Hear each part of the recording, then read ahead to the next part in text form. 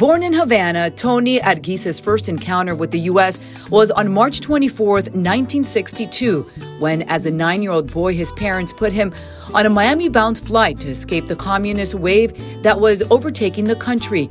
These flights became known as Operation Pedro Pan. At school in 1961, I would notice every day you go to school and one less person was sitting at the desk in the class. They were leaving Cuba, everybody. So the class started maybe with 25 at the beginning of the year. By March, when I left in 62, that was the previous school year, because I didn't go to school in Cuba after the Marist brothers were closed down, which was May of 61. So I went to a private tutor until I was able to leave the island in March of 62, because my mother said, they're not going to indoctrinate you. You don't want to learn their songs. You don't want to learn about the whole revolution. That's just a bunch of false claims. He spent the next 5 years at a Catholic boarding school in the Tampa area before reuniting with his parents in 1967. And from that day on, the Catholic Church became my legal guardian in the United States. And they were my legal guardian from probably August of 1962 until March of 67, when my parents were able to leave Cuba. And I still remember going to Tampa's airport. I hadn't seen my parents in 5 years. I mean, I was wondering whether they would even recognize me, but thanks for Tampa, Florida, there was hardly anybody at the airport.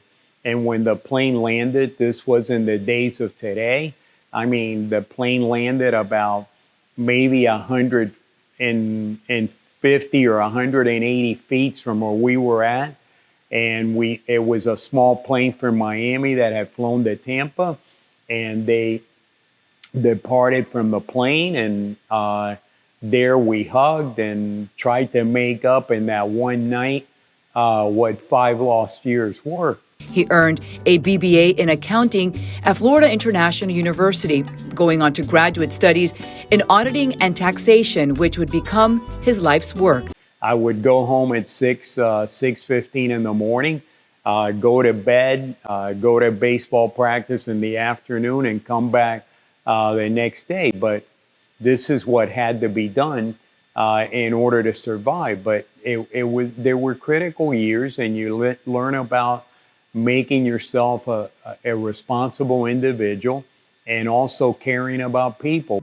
It was at FIU where he met his wife, Conchi, who shared a similar experience in her arrival to the U.S. Today, they have 3 children, Carolina, Tony Jr., and Andy, and 3 grandchildren, James, Max, and Andres.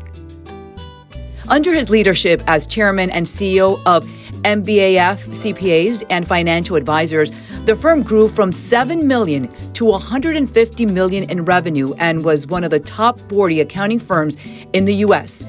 MBAF merged with BDO in 2021, and Argiz became South Florida's managing partner and board member.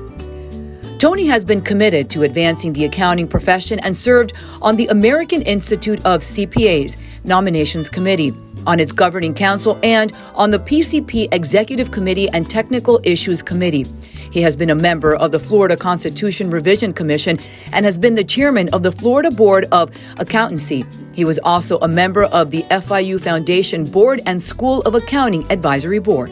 As one of our own at FACE, it is fitting and proper to recognize Tony's professional career, as well as civic leadership and philanthropic generosity. While serving as FACE's chairman, he drove the organization to expand its outreach to younger leaders, ensuring the continuity of FACE's work by involving more Cuban Americans either born or raised in the U.S. Because, you know, we're all brothers and sisters, and we should care about each other and not just yourself. Again, I'm honored to the board, the selection committee, and every member of FACE for this opportunity.